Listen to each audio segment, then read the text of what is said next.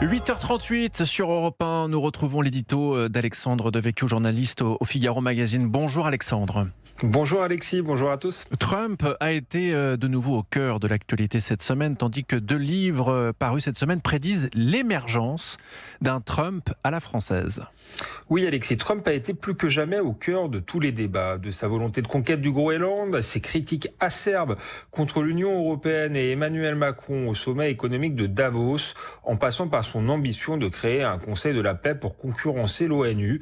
Le président américain ne cesse de créer la sidération. Et si la plupart des observateurs, en particulier en France, s'inquiètent de ses velléités impérialistes et s'indignent de ses rodomontades, l'hypothèse d'un Trump français n'en apparaît pas moins de plus en plus crédible. 2 livres parus cette semaine défendent cette thèse. La France au miroir de l'Amérique d'Aquilino Morel, qui paraît chez Grasset, et Vers un Trump français de Nicolas Conquer aux éditions Fayard.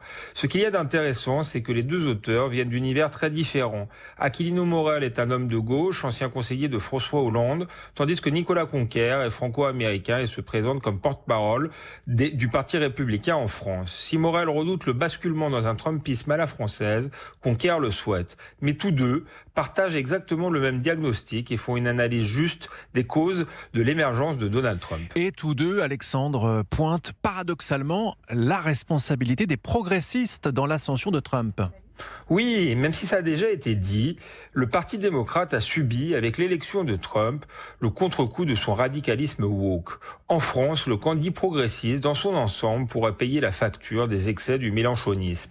Morel, comme Conquer, pointe aussi l'échec et l'épuisement de la stratégie de diabolisation. En faisant du diaboliser l'unique, ou du moins le principal sujet de ses préoccupations, le diabolisateur place mécaniquement ce dernier au centre du débat, explique Aquilino Morel. Surtout, cette stratégie de diabolisation révèle en creux l'incapacité des opposants de Trump à proposer une véritable alternative. Les gauches américaines se sont contentées de proposer un front anti-Trump, tout comme les oppositions en France se maintiennent au pouvoir grâce à un front anti-RN.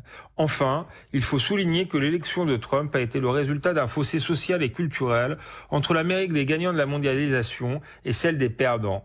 Morel note cette statistique vertigineuse. L'écart social entre les diplômés et la classe ouvrière est aujourd'hui supérieur aux États-Unis à l'écart qui existait entre noirs et blancs durant la période de la ségrégation raciale.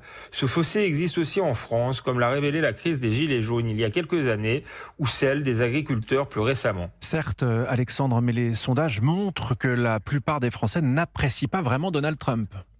Oui, c'est juste, et s'il y a un populisme à la française, il n'aura pas nécessairement le même visage que le populisme américain, car nous avons une culture très éloignée de celle des États-Unis et des intérêts différents. Pour autant, les ressorts et les objectifs de ce populisme pourraient être similaires.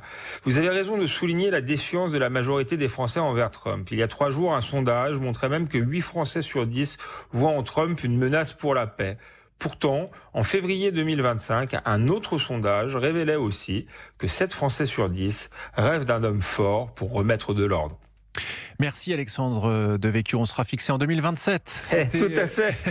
C'était votre édito à retrouver Alexis. bien sûr sur europe1.fr. Je rappelle Alexandre Devecchio que vous êtes journaliste au Figaro Magazine.